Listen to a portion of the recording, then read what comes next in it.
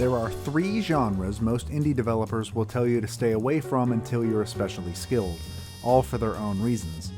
MMOs, rhythm games, and most of all, fighting games.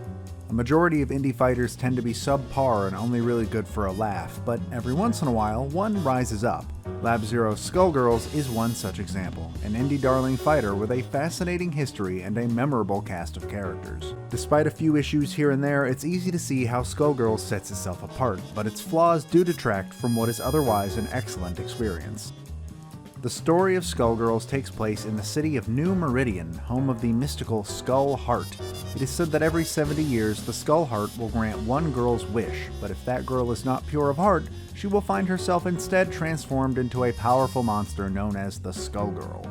When a new Skullgirl emerges, various powerful beings from around New Meridian come out of the woodwork in order to defeat her and obtain the Skull Heart. Whether their intention is to destroy the cursed artifact or attempt to claim its wish for themselves. From mob muscle to parasitic monsters to disgraced wrestlers, these titans are about to clash on the streets in their journey for the Skull Heart, whether those streets like it or not. Gameplay-wise, Skullgirls is pretty much exactly what you'd expect, with a few twists. Characters control as they do in just about any other traditional fighting game, with light, medium, and high buttons for punching and kicking, as well as specific directional inputs like quarter circles to do special moves. If you aren't a big fan of fighting games already, Skullgirls probably won't change your mind, but if you're like me and enjoy fighting games despite being bad at them, then Skullgirls has you covered with an extensive tutorial teaching you just about everything you need to know about how to play the game effectively.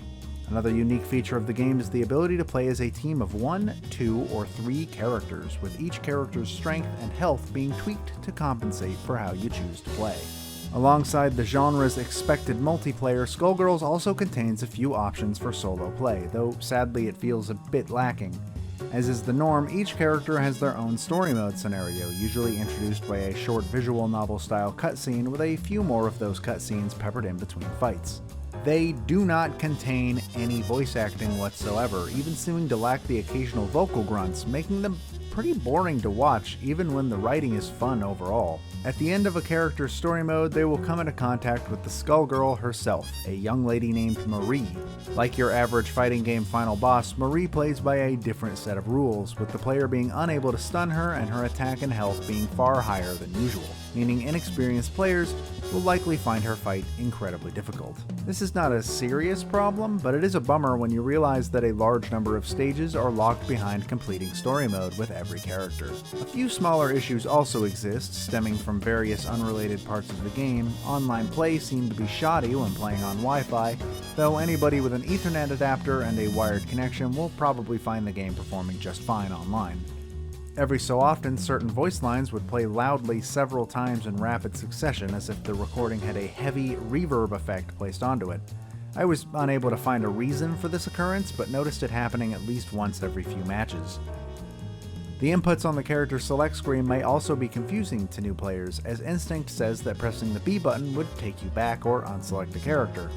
This is not the case, however, as all 4 face buttons select the character, with the color palette specifically being selected by which one you press, and the minus button serving as the back button, which just didn't feel intuitive against years of gaming instinct. Overall, Skullgirls is a wonderfully charming fighting game with an incredibly memorable cast of characters, all represented by gorgeously animated hand-drawn sprites that just make them feel alive.